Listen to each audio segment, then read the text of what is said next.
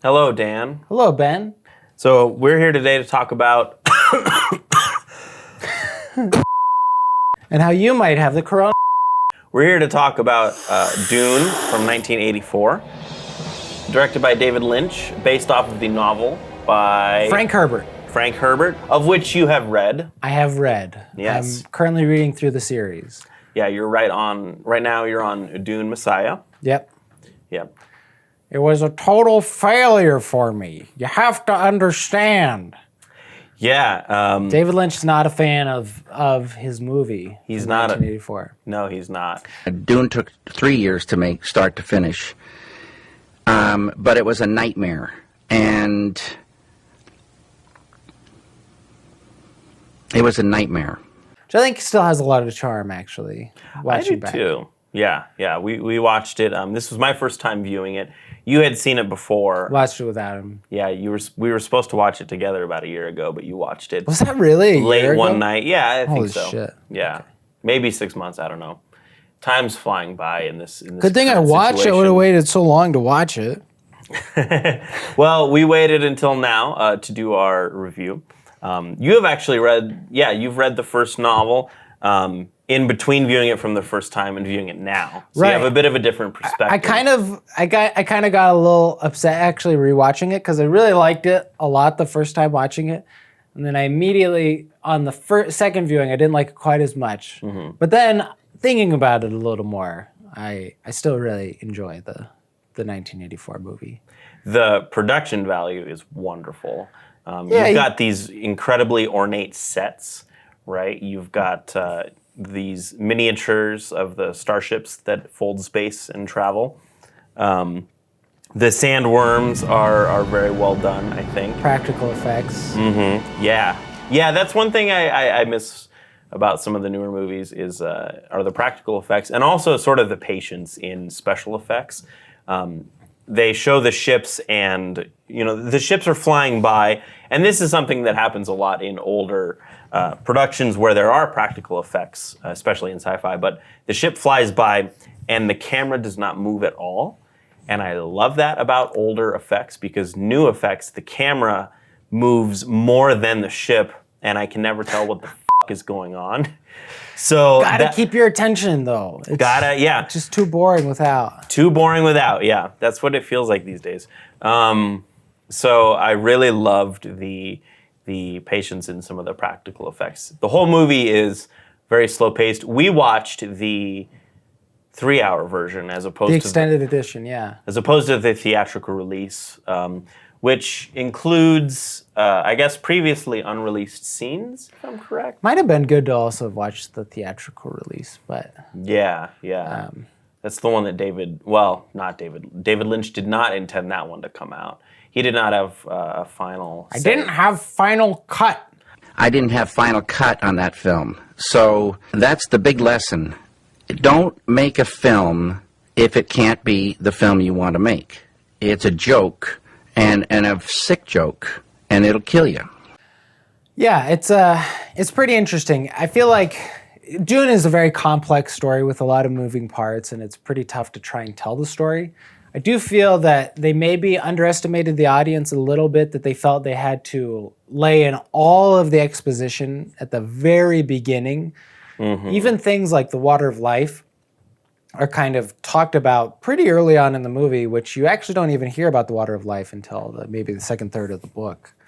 And the exposition is just a little more spread out. And Frank Herbert kind of gives you the opportunity to kind of figure out what's going on a little bit more. But I understand, the challenges of trying to translate that into film is probably pretty difficult. In the extended edition, I think they get into space at about 45 or 50 minutes into the movie.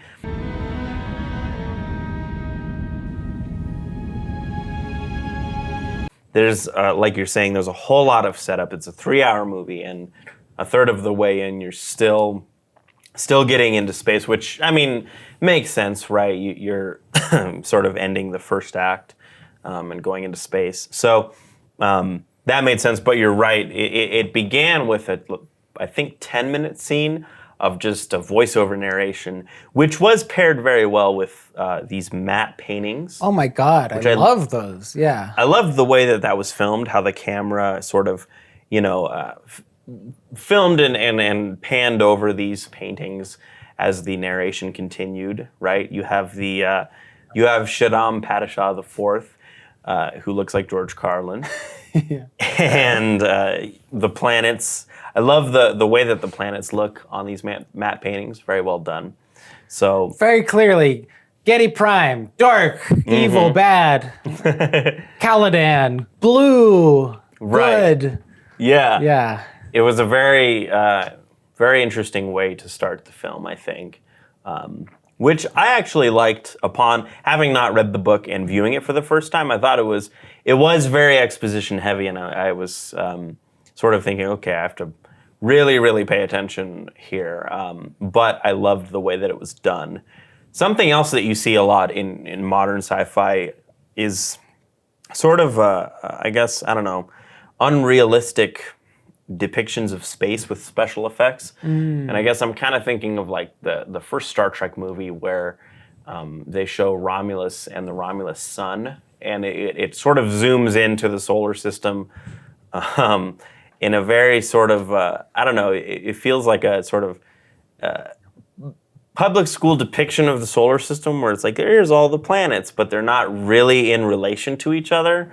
So I liked that this just went back to a sort of very stylized look, Keeps a lot of the mystique.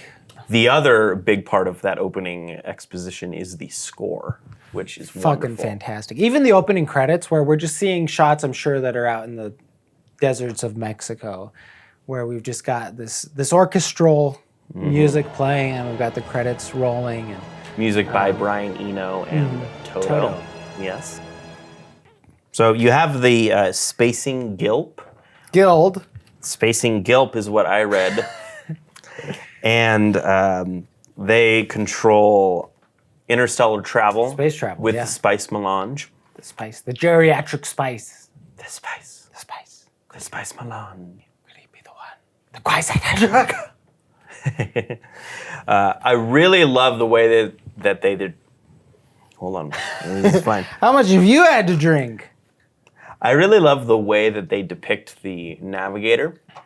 That's mutated. How old is he? 4,000 years? Well, that's what they say in the movie. It's that it's 4,000 years of spice ingestion has mutated him, which is kind of interesting, actually. In the first Dune novel, you meet two space guild navigators, but they're just essentially just normal human beings. It's actually not until Dune Messiah that you meet the character Edric, who's in a tank of spice gas. Which is what you see at the start of this movie. What you see at the start of this movie, maybe, who knows, maybe that's Edric. I don't know. He's humanoid, elongated, kind of fish-like. And it's actually, that character kind of gets shit on a lot, actually, ironically. Like Really? in the opening kind of chapter that you meet this character, that he's kind of conspirizing with some other characters. Conspiring. They're kind of shitting on him, actually. They're Really? just like, shut up a little bit. This navigator? Okay. Yeah, Interesting. he's interesting. He's very revered in the movie upon his arrival. He's very, and maybe George Carlin Shaddam is kind of fearing his arrival at the start almost. Yeah. Well, and maybe the Emperor would be. I don't know. The company he's in might be a little different than the Imperial, company, but. Yeah. Anyways. Yeah. Wait, I need my notes too, I think.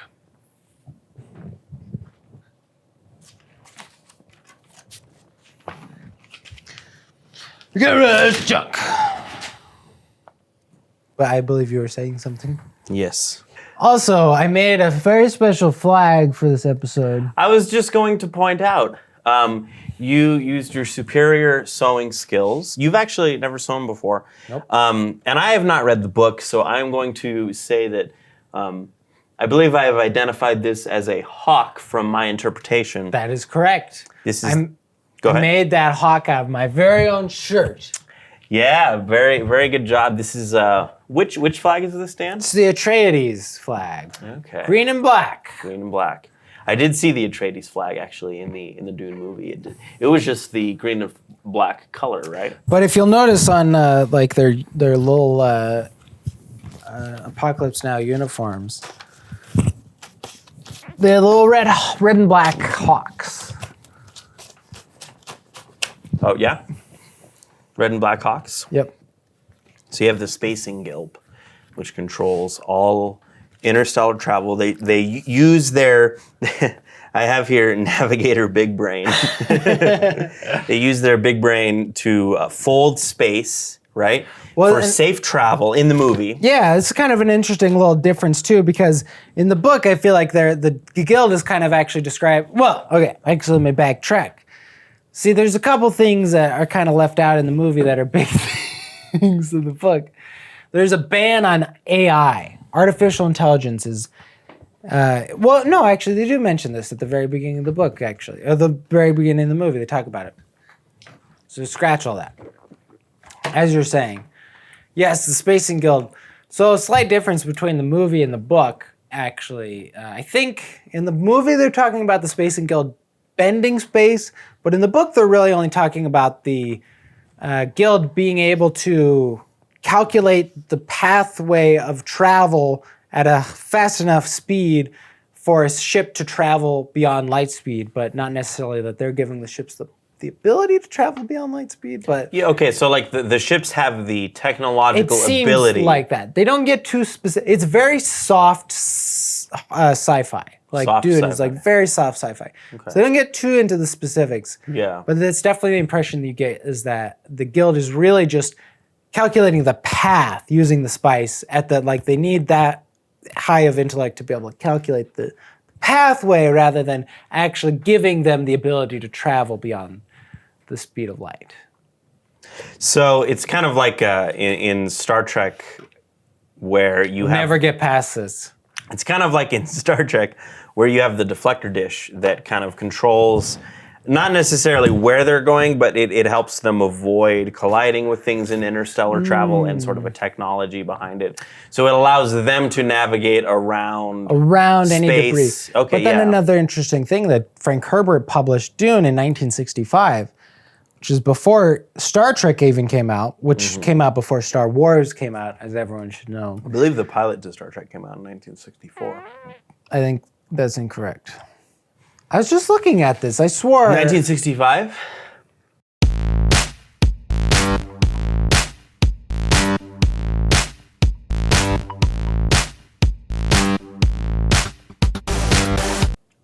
Well, shit. I don't know. I was just looking up the original release of Star Trek, and it was after the publication of 1966 is when Star Dune. Trek came out. Yeah. 1966. After Dune. Dune is like thought to have kind of impressed the whole sci-fi genre. Like Herbert himself thought Star Wars was kind of like a rip-off of Dune in a lot of ways. You got the Empire, you know, you got intergalactic. Tatooine. Totally. Desert Yeah. planet, right? So, Yeah. Yeah, no, it's considered one of the greatest sci-fi novels of all time. totally. The movie is not received as well. Not at all. It's got a cult following, but even David Lynch himself is not a fan, as we've mentioned before. It was a total failure. You don't understand. It was a nightmare. So Not gonna anyways. go see that new movie, Villeneuve. Villeneuve? How do you say his name? He made the new Blade Runner. Hi everyone, today we're going to learn how to pronounce the name Denis Villeneuve in French. Later this Part year. 1, he's gonna split into 2 parts. Yeah, which is that's very right. exciting. Yeah. What did David Lynch say about that? He's not interested in seeing it. It's too painful. Yeah. So then, Navigator Big Brain comes in and he's like, we need Paul Atreides to be killed because he's threatening the flow of the Spice Melange, which keeps the universe intact according to the Space Guild, right? And then you introduce Paul, played by none other than Kyle MacLachlan, fucking awesome. Kyle MacLachlan. His debut role. That was his first, I think, first time in front of the camera. Yeah. Fresh-faced Paul. Fresh-faced Paulie. Yeah, and then he meets immediately his, I believe his sort of, he's an apprentice of Patrick Stewart, right? Yeah, so Patrick Stewart's playing Gurney, who is the master of arms, I think. Mm-hmm. He plays the balisette, which we're swooned by, or what would be the word? Swooned by would be the word.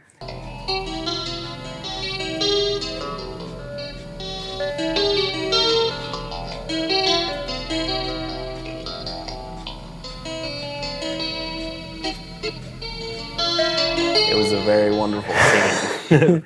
That felt very original series Star Trek. Well, so I think, okay, that is the first scene, right? We've got Paul, he's sitting at his desk, and he's got his back to the door, which is straight out of the book, actually, and Gurney's coming up to greet him. And it's kind of actually combining several scenes where he's kind of interacting with his different teachers, Yui, and who actually, when I was reading, I just pronounced looks as like a Yu, Klingon. but I guess it's Yui. He's got the Imperial diamond showing his Imperial conditioning that he would never harm any life. You know, and then we've got the Mentat Howat, for Howat, who's got big eyebrows. In the David Lynch Dune universe, being a Mentat means you have big eyebrows, and the juice of, what was it? The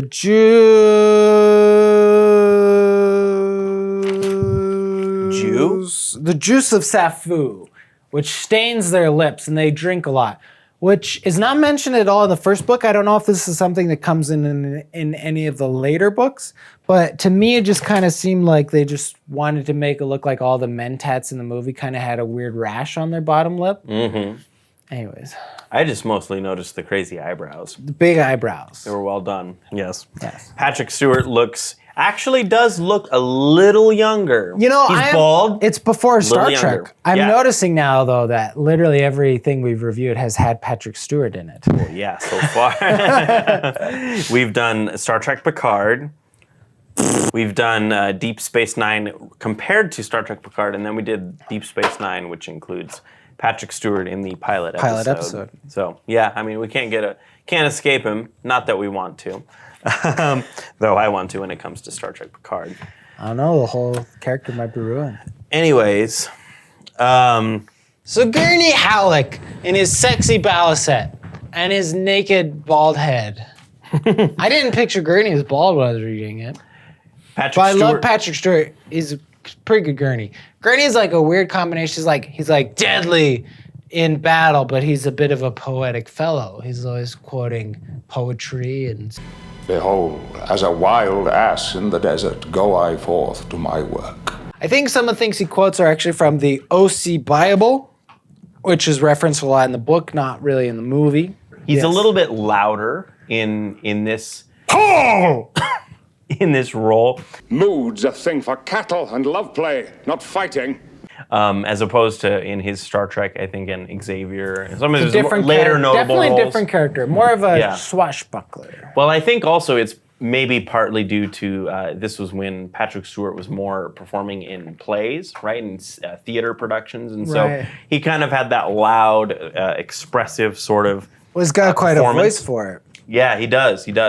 But I enjoyed his character. I liked the weird shield battle between Paul and Gurney.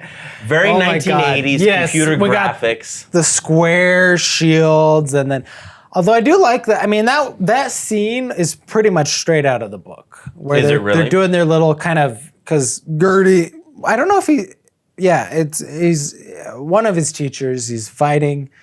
I think it is Gurney actually.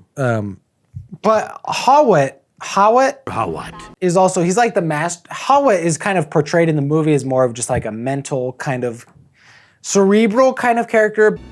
Yes, perhaps he would have that. But in the book, he is kind of a combination of very intelligent. He's a mentat, but he's also the master of assassins. Like he's also very, very skilled and kind of like a Renaissance fellow. You know, all of them really are. But Yeah. Yeah, the square like fucking blocky shield fighting it's fucking great. It looks Very, very, very early computer graphic special Yes. effects, right? Yeah. Knife fights are kind of big in the book. Well, I guess not too big, but they're kind of the main battling.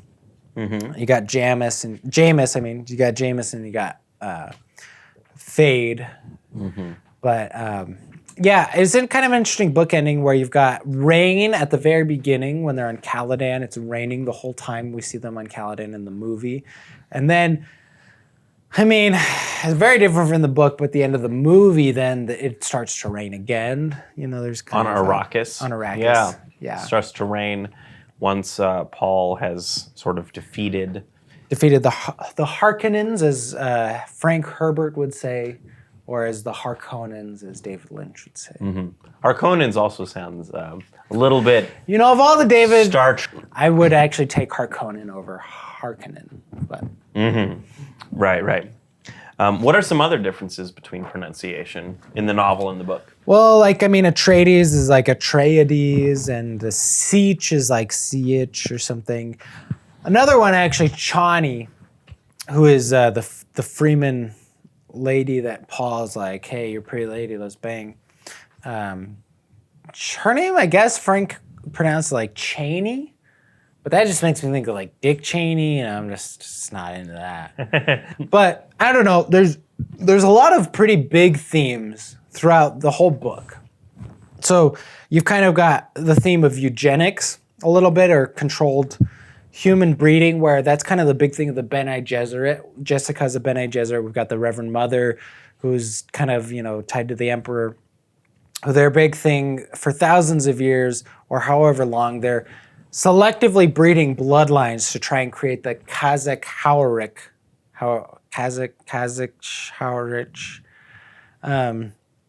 who's supposed to be essentially a male Bene Gesserit, who's able to go places mentally that the women are unable to as a male, but men are normally incapable of being able to even complete the training as a Bene Gesserit, go through the Gom Jabba, and come out a human.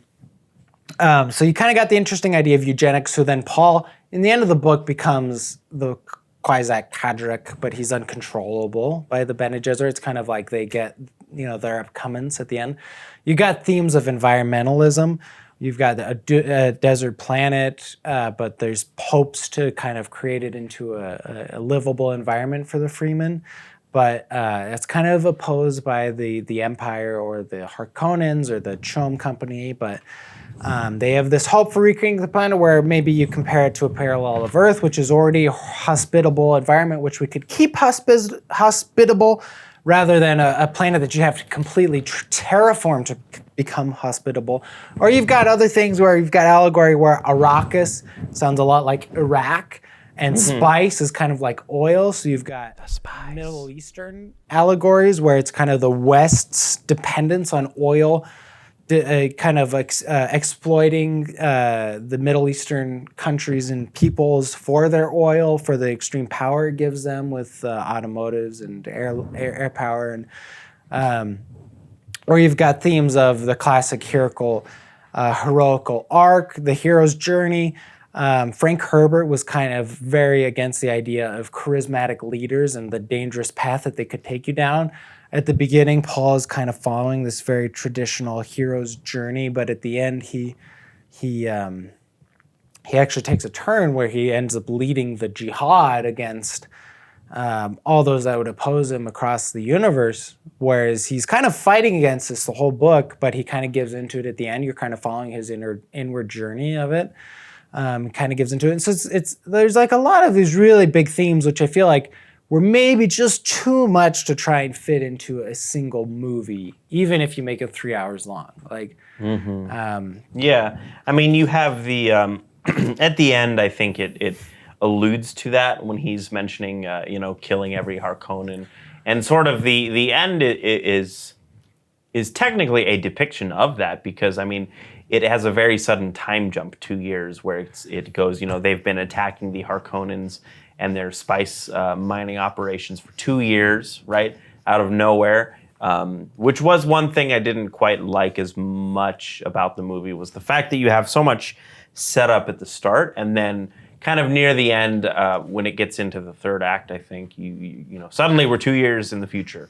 There's right? a weirdness of pacing. Like they spend like basically an hour of the movie kind of giving you the laydown of what is this universe.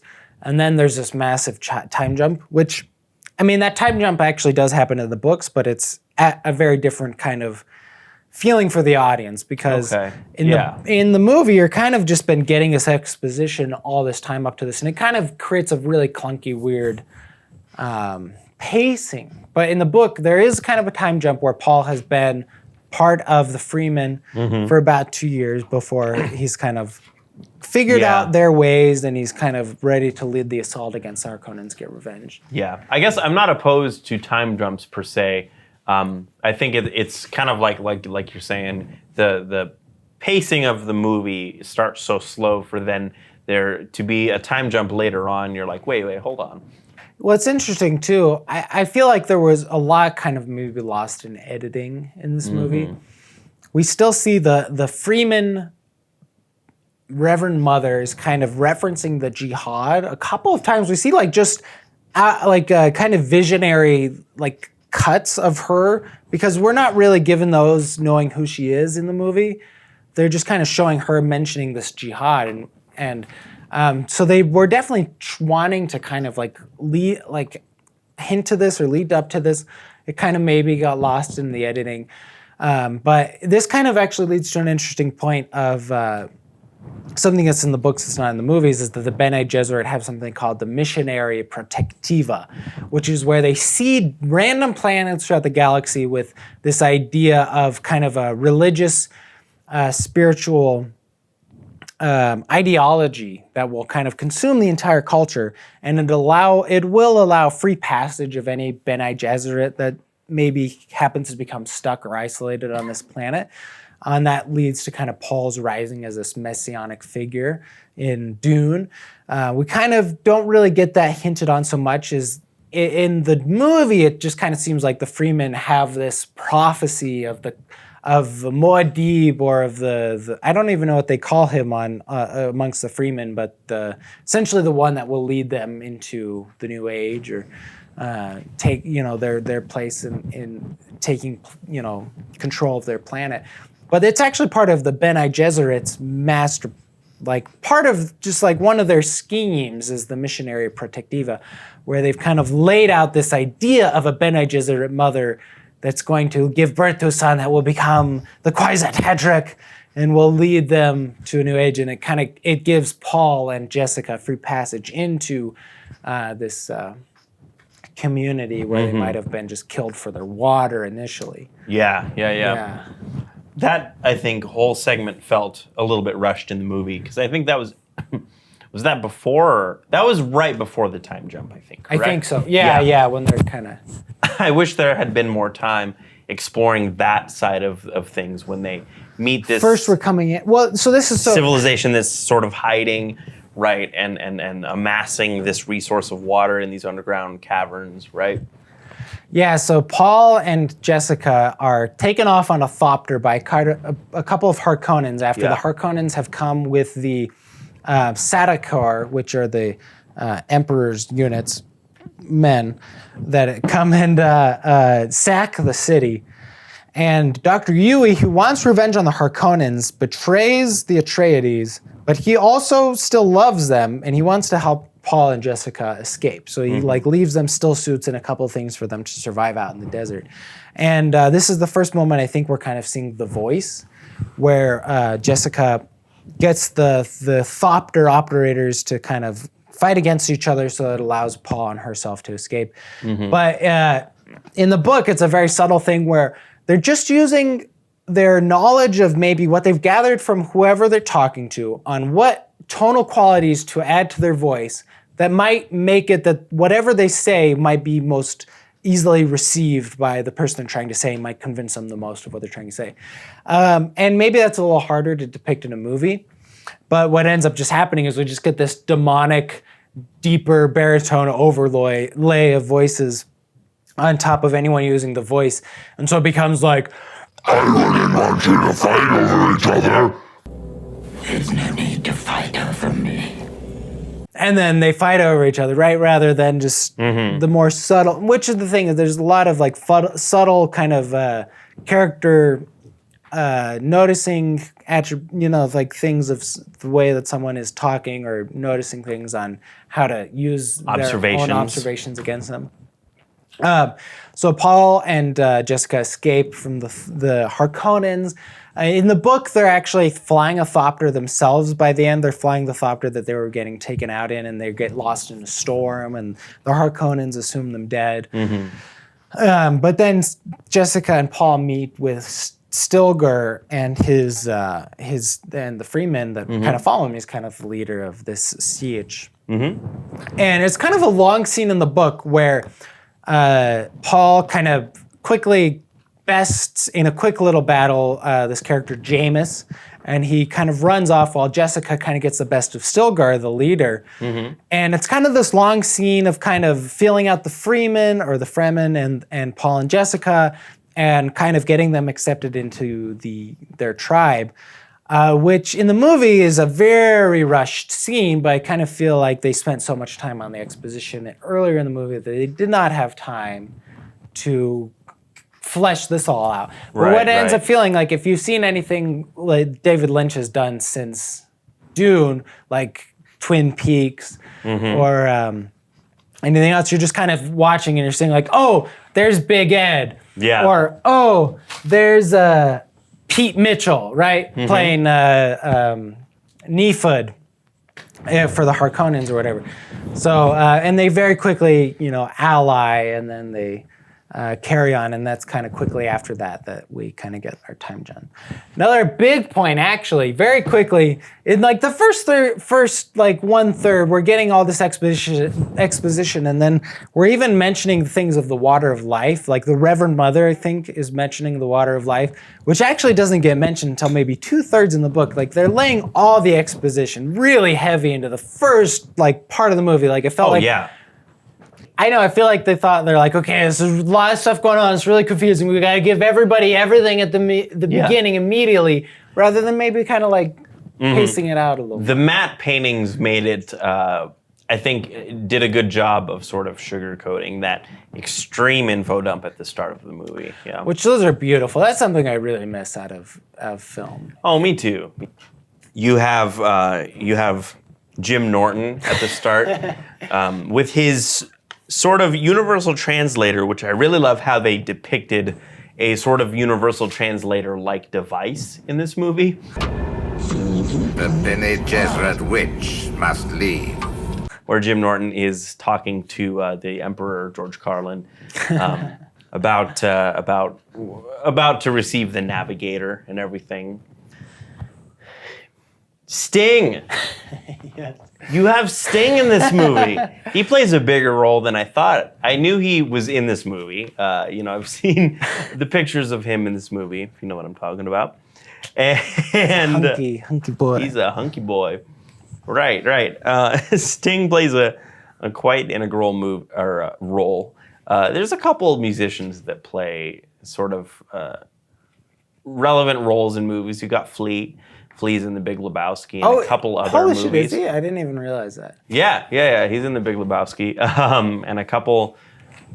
I'm spacing right now, but a couple other movies. But Sting plays a great role in this movie, and he's not a bad actor. He does a good job. I will say, me personally, it did take me out of the movie a little bit every time he came in.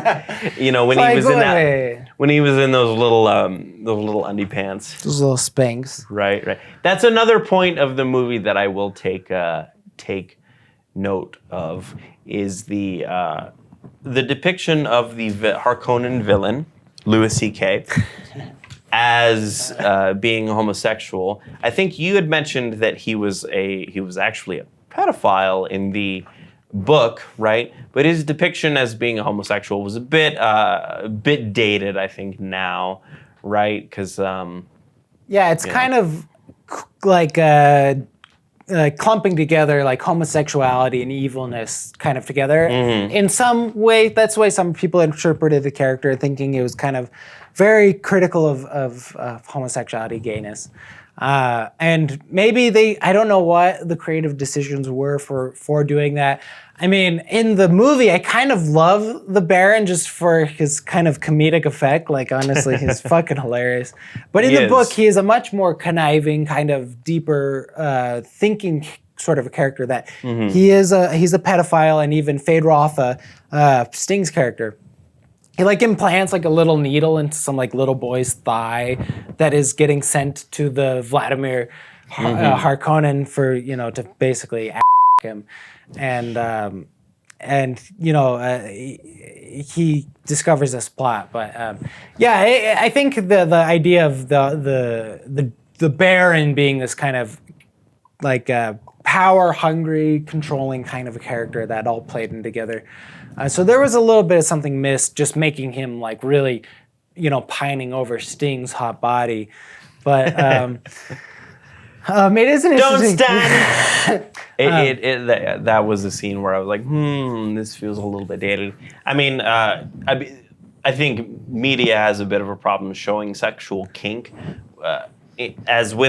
paired with antagonism. And then there's also the depiction of him being sort of very grotesque looking. Oh, he's got this like all these like fucking boils and gnarly shit. Which actually, after I'd watched the movie, that was one of the things I was most interested to learn more about in the books. Yeah, it was like, what is going on there? And it's totally not a mentioned thing. That's total artifact of the movie. David Lynch addition, artifact. Which honestly makes him more gross. Like maybe if they're like, okay, we can't make him a pedophile, but we'll give him gnarly shit on his face. Maybe it's a similar level of visceral, just gnarliness. But so we got Paul and Jessica escape. Leto is captured. He's poisoned or drugged by Yui. The Klingon. Yeah, yeah. The conditioned doctor who no one would expect to be susceptible to any kind of, espionage or being turned against no one would suspect him to be an inside man against the Atreides. Right. The Harkonnens have used him as their inside tool to lower the shields, allow their legions of Harkonnen men and Sardaukar to come in and sack the city. He captures Leto, but his bigger motivation, the whole reason he's done this, is he wants revenge against the Baron. So he implants Leto with the poison gas tooth. Poison tooth, yeah. That's a fucking horrifying scene, by the way. Oh my god. Oh yeah, yanking out his tooth. Oh. And then this is actually kind of similar to the book, that Leto wakes up and he's surrounded. He's by the Baron. He's by Piter, the Mentat, and a couple of the other Harkonnen men in the book. Yeah. But he's still kind of fucked up from being drugged, and he remembers that he needs to bite the tooth and poison the Baron. But in the book as well as in the movie, he kind of fucks it up, and he just really gets Piter and a couple of Harkonnen men in the book, just Piter in the movie. The Baron escapes, kind of makes Yui just kind of a dick for betraying the Atreides and didn't even get the Baron killed. And then this is when, again, Pete Mantell from Twin Peaks, who plays Nafod, kind of takes a new kind of central role as the Baron's kind of right-hand man. After Piter is dead, which is kind of funny actually in the book.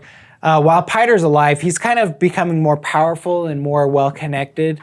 And the Baron is kind of thinking the whole time, like, I've really waited too long to kill him. Like, he's kind of too well figured his stuff out. Like, he's becoming a threat to me. And then he gets killed by the Duke, and the whole time that Piter is dead, he's like, man, I wish I still had Piter. Like he would be such an advantage to me right now, which is kind of a great little thing in the book. Yeah. But anyways, so we've got our Twin Peaks cast. We're kind of set up there. Paul has gone into the desert to become he's kind of becoming accepted as this like spiritual religious leader, but he's still kind of proving himself. A big thing is for Jessica to become the next Reverend Mother for the siege, for the freemen. The Reverend Mother that they have right now is convinced that she won't survive a move, where they need to move locations because of the Harkonnens kind of bombing and killing everybody. And they're like, we'll make Jessica the next. And she goes through the trial of the Reverend Mother, where essentially she drinks the water of life, which is a liquid that is excreted from the little makers or the worms when they're drowned in water. They can't survive water. And it's a poison. And she drinks it, and using her Bene Gesserit abilities, she's able to actually to inoculate the poison.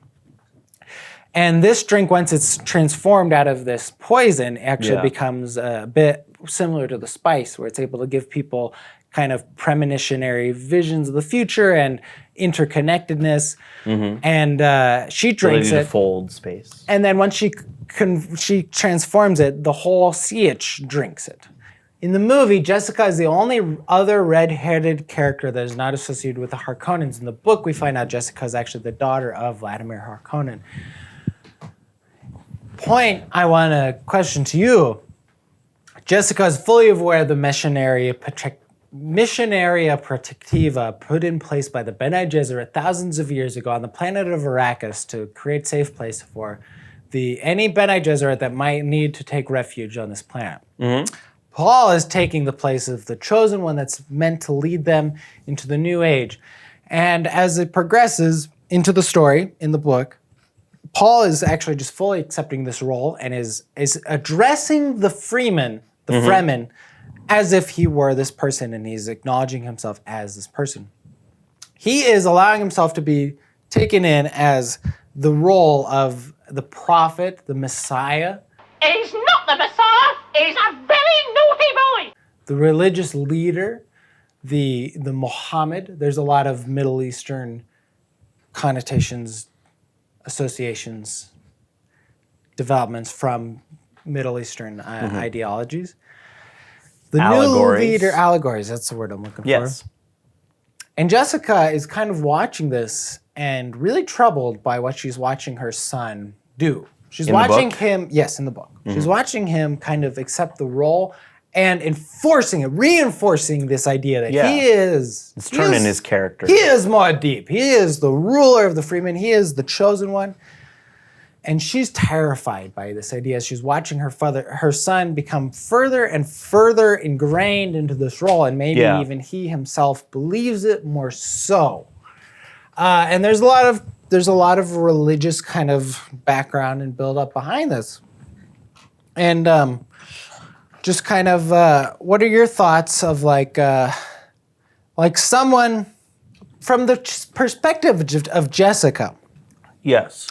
Who's watching her son man the helm as this person that she knows is just a figment of her own society's creation from thousands of years ago to allow for safe passage of her own personage being adopted by her son into a very maybe tenuous position or dangerous position that might become very quickly beyond his own control.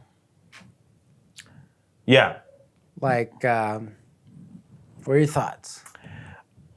I think in the movie, it's, I think, left more up to the idea of it's his fate. Is it quite that in the book, would you say? In the movie, it really does. Well, it's kind of an interesting thing. The Bene Gesserit have been, for thousands of years, selectively breeding specific bloodlines with each other to ultimately try and create the Hawza Kadrak, which is supposed to be someone trained in the Bene Gesserit ways who is able to go to the place that the Bene Gesserit cannot go, because something in the book about how women are able to go to the place of giving but not to the place of taking. Yeah. And men are able to go to the place of taking but not the place of giving. And the Hawza Kadrak is able to go to this place that the women are too terrified to go to. Like, so the spice is like, it's not only an allegory for oil in the Middle East and the Western dependence on it, but it's also, this book came out in 1965. Right. And there's a lot of speculation that the spice is very similar to psilocybin.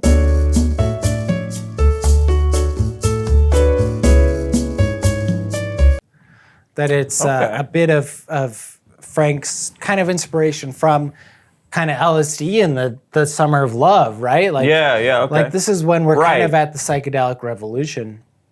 And in the book, Spice is able to give someone kind of telepathic abilities, kind of give them abilities of deeper understanding, right? Deeper, absolutely.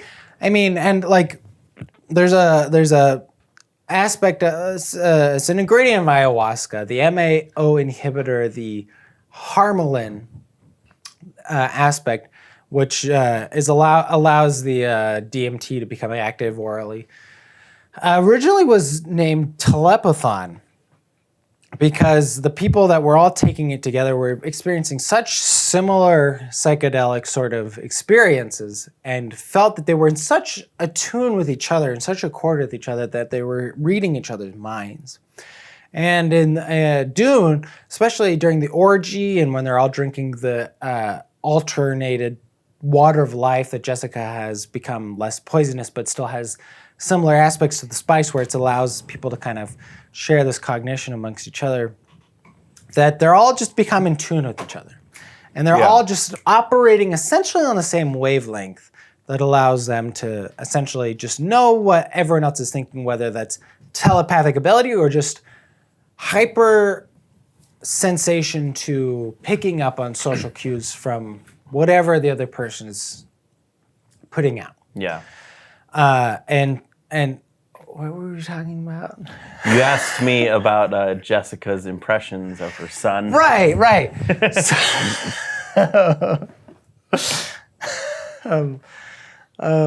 So it definitely is left more up to fate in the movie, I would say, where it's, he's a very like you were saying earlier, it's a very classic hero's journey. He is the protagonist. And so in the movie, it's depicted as him being the savior, right? The one to save the Fremens. Well, this is an interesting thing. When I was reading the book, I was pronouncing it Freeman the whole time. Mm-hmm. But watching the movie, they pronounce it Fremen and maybe Frank. Like Aaron Freeman, member of Ween. Anyways.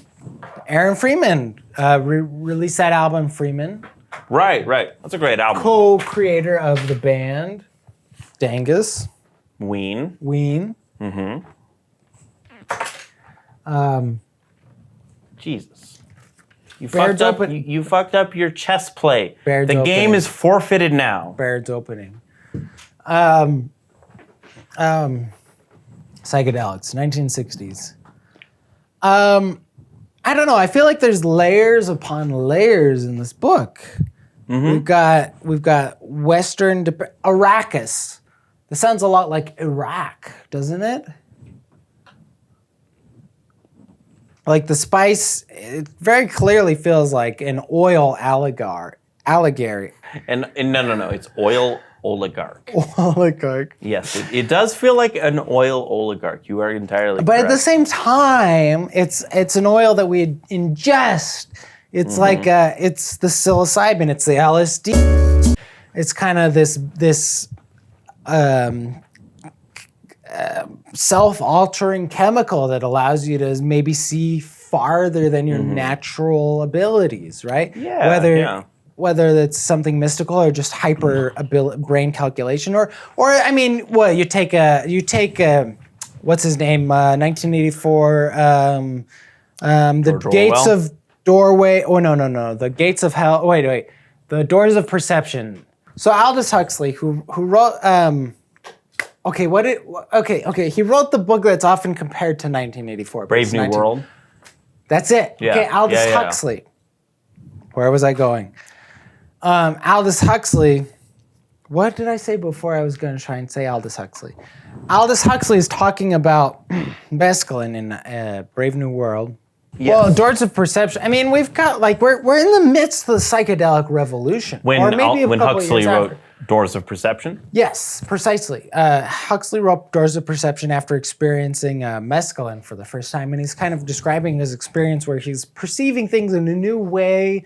A big thing of the aspect of psychedelics is experiencing life in the eyes of a child, essentially, where your brain hasn't categorized things in terms of the definition of what it is in your mind, but just viewing it as a new thing for the first time, and maybe that gives you greater insight into the moment that you're experiencing, where maybe you're allowing more information in, right? Aldous Huxley described this as a reducing valve that has been opened.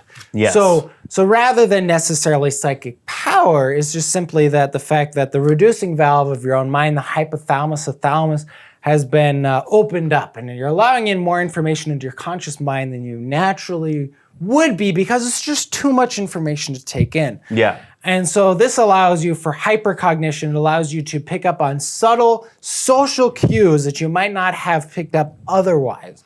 Okay. And maybe this is an allegory of the spice and what the spice is allowing for people like Paul Atreides or anybody that's ingesting the spice, but especially someone that has especially powerful cognitive abilities. He's been trained in the ways of a mentat, a human computer, by his mother, Jessica the Bene Gesserit.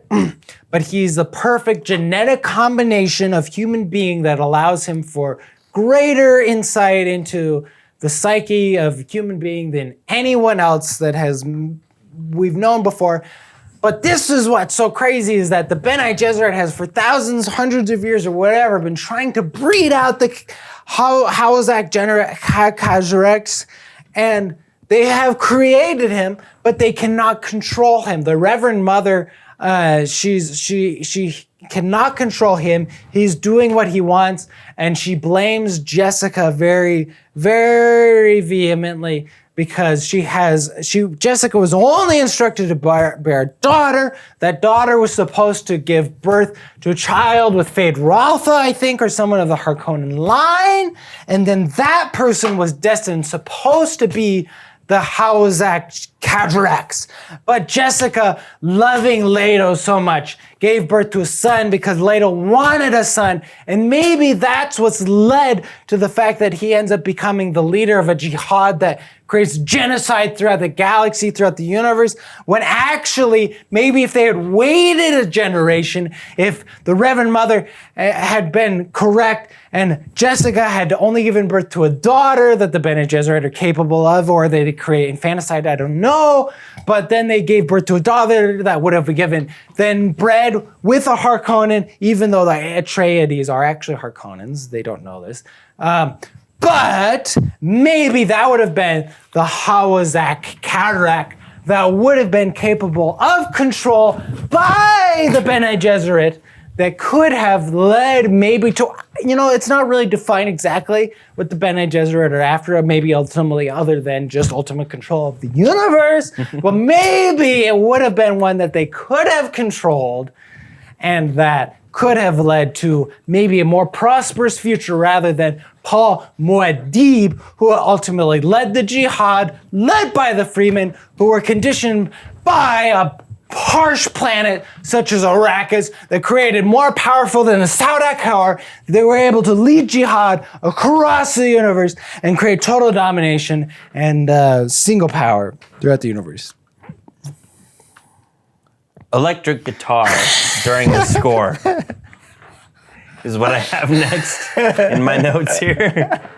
I did not read the book, so I cannot comment as in-depth as my friend Dan here on the movie and the book. Anyways, electric guitar comes in every once in a while. Yep, that motif. Very, very 1980s. Also reminded me with the desert theme of Mad Max Fury Road a little bit. I kept just, not necessarily by the tunes, but just the desert with the electric guitar. I kept anticipating the guitar player in Fury Road to show up on one of the sandworms or something. The sound design of the movie, I thought, very, very Lynchian sort of stylistic approach to the sound design. very quiet dialogue that has a lot of, that is very loud in the mix, right? Which creates a very sort of uncomfortable feeling, especially in the internal monologue, right? Popsy wood.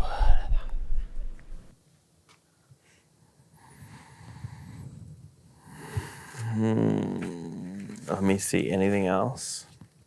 What did you think about the weirding modules? The weirding modules.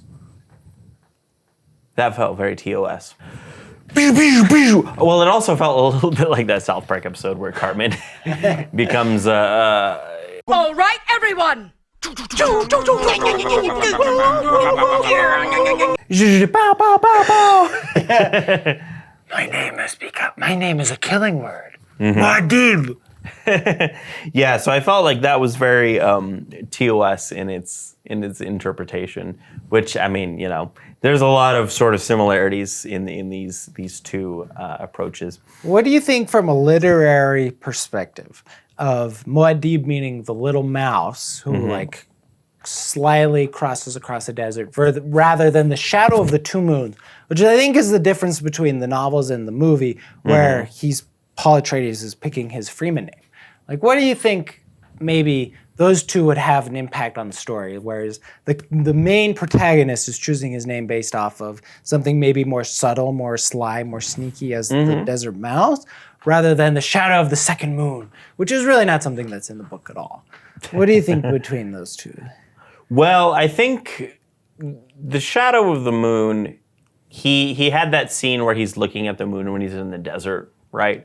And it was an all right scene. It kind of called back to the matte paintings a little bit, but in a realistic sense.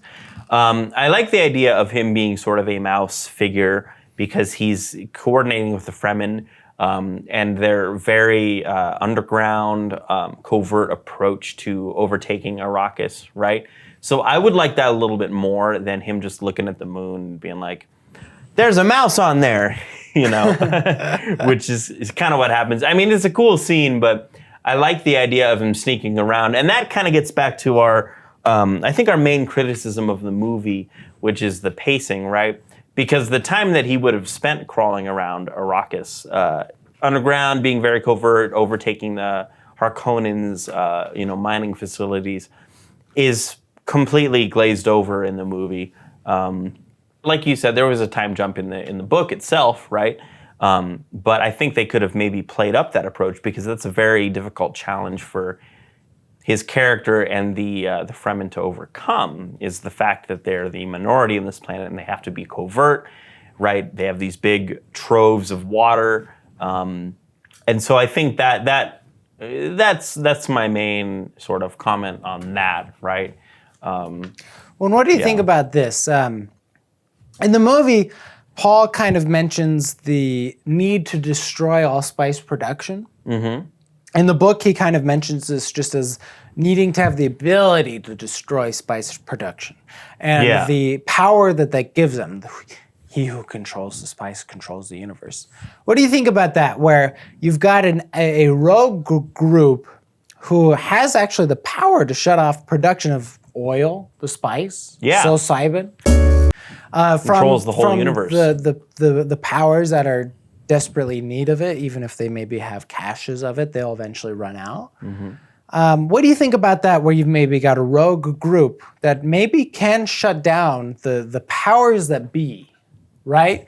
But they're in charge of what they desperately most need. And so that gives them some kind of power of their own. What do you think? Well, I think it gets back to the idea again of I would love to explore that theme and that concept, but you don't see that as much in the movie because they gain control of Arrakis and then it rains at the end, which makes sense in the context of a sort of narrative of a film, right? The 3-act structure of a film that you might take. But I would love to explore that a little bit more, right? So that's why I think I'm looking forward to the new Dune that's coming out that is split into 2 parts. Maybe we'll kind of get to see that theme explored a little bit when you have the lever of control on this whole essential production, means of production to the whole universe, right? I hope they do explore that a little bit more in the new movie, new 2 movies, I should say. Well, I'm kind of curious, actually. So, Dune is considered very soft science fiction. Star Trek also is considered very soft science fiction.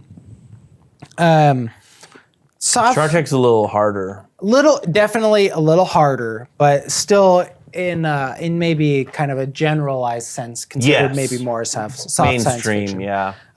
Where the focus is maybe more on the development of the characters and kind of the personal story, rather than just maybe the technology that is developed in the universe that has allowed for these things. Absolutely. Dune is maybe as soft to science fiction as you can get, where we've banned AI that has allowed us for humanoid creations to take the place of computers. That sounds familiar. Ban of AI. Where have we seen that before? What do you think of soft science fiction, though, as like a literary device? Like, beyond just the genre of science fiction, or the genre of fantasy, or the genre of whichever, whatever, but just the use of science fiction as a device to maybe develop our characters or develop our story, or where we're really more concerned about the emotions or the characters. Like, what do you... I mean, it's a great tool to explore different themes in an environment that's removed from our current day predicament, right? Every time you create a story, you set up the rules of the world, and then the sort of contract that you make with the audience is that you will stay within these rules, right? And so I think, Dune, at least the movie itself, does a pretty good job of establishing vague rules that you can sort of conform to, but still explore themes of the human condition of all of these things, right? So I think it does a good job of doing that in terms of its science fiction, the science fiction side of things. I think it's a wonderfully made movie. One of the production designers was involved in 2001: A Space Odyssey, right? Another one of the production designers, I'm blanking on the name, but I will fix that in post, was heavily inspired by that movie. And him and his wife were involved in the production design of this show, which I commented on earlier, is incredibly done. You have these incredibly ornate sets, right? The Emperor's set. The desert scenes in Dune or the desert scenes on Arrakis are incredibly well shot. The special effects, the sandworms, those are all well done. So I think the science fiction side of it is fleshed out enough that I don't have a problem, thinking or operating in these rules. And so I enjoyed that side of it, right? The original Dune movie was kind of heavily criticized for the fact of kind of essential whitewashing, where the novel Dune and the subsequent sequels to follow the novels were heavily influenced by Middle Eastern kind of cultural norms and language and ideas. The 1984 movie was totally whitewashed, essentially. We've got Big Ed from Twin Peaks is Stilgar, the Freeman leader. In the new movie coming out, we actually have some POCs, some people of color are playing the main leads, but they're actually not Middle Eastern. And this is kind of met with some mixed reviews, because we've got the Fremen are not completely whitewashed. I mean, in the book, they're darker colored people. They're the language is okay. In the book, they're very heavily influenced by Middle Eastern society. Yeah. Most of the language of the Freeman is directly lifted off of Arabic, and the main characters, while being people of color, are actually not Middle Eastern themselves. So as I was saying, Benjamin, people of color have been cast as the main cast members of the Freeman. as has been much needed, absolutely. Although these people have not been people of Middle Eastern descent. And I'm curious of your thoughts on this, because it has been met by criticism, even though they've not been completely whitewashed, as they were in the 1984 Lynch film. They're still not Arabic. They're still not people of the Middle East. Yeah. What are your thoughts on this? Well, I think they could. Are you talking about in the book? Are they? Wait, what are you doing? This is my drink. You're cut off. Let's finish this drink. In the book, they are meant explicitly to be an allegory of the Middle Eastern I think so. people? Okay. Well, because of the spice and the I don't know. It's kind of there's a lot going on, because you have the spice acting as an allegory of oil and the Western's extreme dependence on oil and the exploitation of an entire people. Yes. For the resource of oil. But the spice itself, when you're looking just at the spice, acts a lot more like psilocybin rather than oil itself, right? It's not fueling the thopters, which in the movie don't thopt at all. But you're looking at just what it does to the mental abilities of a person, which are a lot more closely tied to psychedelic drugs. So your question was the decision of casting in the new movie. Right. And compared to the old and compared to the histories of Hollywood of whitewashing and maybe the representation of specific peoples and their cultures, depending on what the casting calls for. I think, I've seen the first movie. I have not read the book, so I think that's a question that you are more inclined to answer that I am not going to touch with a 10-foot pole currently.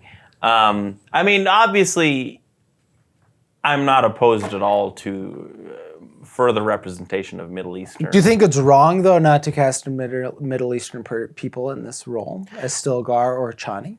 Well, I guess it depends on how explicitly they were meant to be that depiction in the book. If they were meant to be depicted sort of in that way, then absolutely I think they should have been, right? But if it's more a sort of vague allegory to the dependency on oil and to the differences in that and the conflict, right, between the Middle East and the Western world, then if it's a little bit more vague, then I think it's up for debate a little bit more.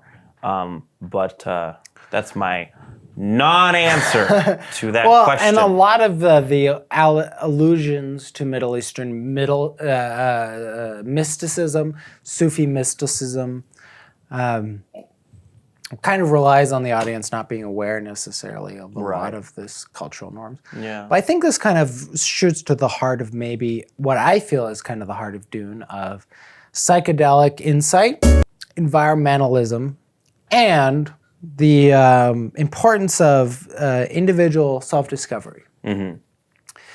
And I kind of think, what do you think of this idea that maybe you've got a person that is very Paul. He's very very influenced by the spice. It changes him rapidly. And it even kind of leads into him becoming Muad'Dib, where he leads a jihad against the people, where maybe he gains further insight into everything around him. But it still is not enough to stop him from leading the assault on the rest of the galaxy, where he's maybe causing a lot more death than he ever wanted, which he, from the start, was trying to oppose. But we see him kind of falling. We see the people around him turning from friends into followers, right? This is a direct insight from Paul. Yes. He's seeing his friends become followers. He's seeing them fall into line of this spiritual kind of... Got an answer for you, Dan. This reminds me of Dany from Game of Thrones. And her turn at the end, when she became a genocidal lunatic killer, I felt as though this may be a bit of a poorer representation than the masterful execution of season 8. Well, I'd be curious to explore the topic of psychedelics and religion a lot Oh, hold more. on, your mic's fucked up. How long has it been fucked up? Not too long. I was keeping an eye on it while you were. I'd be more interested. Hold on, Dangus. Okay. I'd be more interested to explore the topics of psychedelics and religion. This is kind of the central key interest of mine, but maybe we've gotten as far as we can with Paul and Kyle MacLachlan, which I actually think is a really good Paul. But he is. He's very well cast. God, Dune is like 600 plus pages, and there's so much more we could go into, but it's hard to capture it into just a little review, and it's even harder to capture it into a movie. And what are your thoughts, Ben? Is it fucked up again? Shit. Here. Hold on. Oops. What are your thoughts of psychedelics and their play into religion, Ben? I'm curious. See, I feel like psychedelics are the heart of all of religion, and I feel like religion is never actually meant to be interpreted literally, but it's meant to be maybe a mythological, an allegory of maybe of a way to live, and people misinterpret it literally, and that leads to a lot of the problems we have in life. But maybe, most of people were never meant to interpret it the way that they do, but most people are not capable of actually interpreting it the way that it was meant to be interpreted.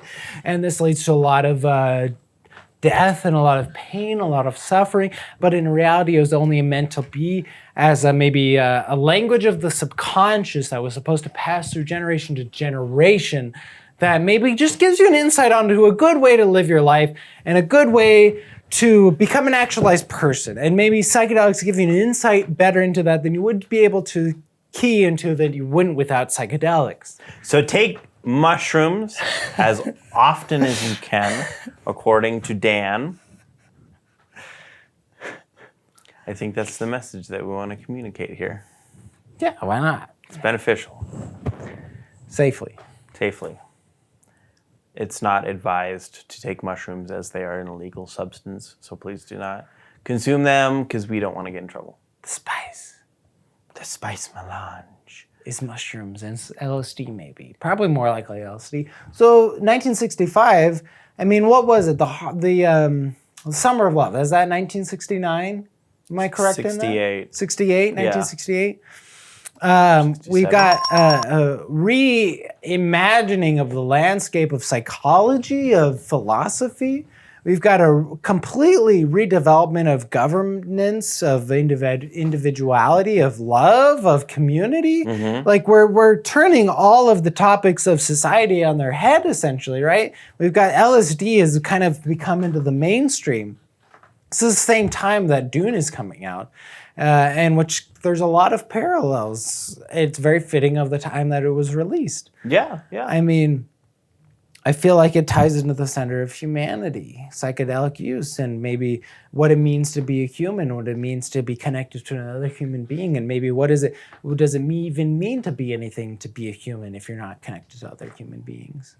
And psychedelic use gives you a doorway into not only connection with other human beings, but connection within yourself and connection with your own understanding of what it means to be human and what it means to be on this planet. And you've got such a rare glimpse into life, and that you should take the most of it, and you should experience everything that you can. And you should share what you have experienced, and maybe it could help someone else into their own awakening. As maybe what's his name? Hero of 1,000 Faces, his scholar, historian, Hero of 1,000 Faces. Who am I thinking of? Did conversations with that one news journalist on that Netflix series, The Power of Myth, Joseph Campbell. Who Joseph Campbell would maybe described as becoming the actualized self, and the importance of that, and not to interpret religion as literal, but as metaphorical, and that each religion may be true in its own metaphorical sense on how to live a life, and how to maybe interpret the aspects that it's trying to pass down subconsciously, but not on the literal or the conscious self, on how to become an actualized being and follow your own internal hero's journey on how to live the best life that you possibly can. The attack on Iraq has reminded me of Apocalypse Now.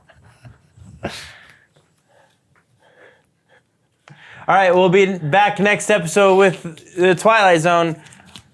Episodes... Season 5 episode mystery. Goodbye. What's the other one? We're doing 2. Or, okay, what were we thinking? Were we also thinking miniatures? I think that's season 4. Miniatures and... Also maybe... there's two. Miniatures and what was the other one? Also season 4. You know what? Another of my favorite is from No, there was 2. There's 2. Well, the masks from Masks season 5. and miniatures. See you later. Yeah. Goodbye.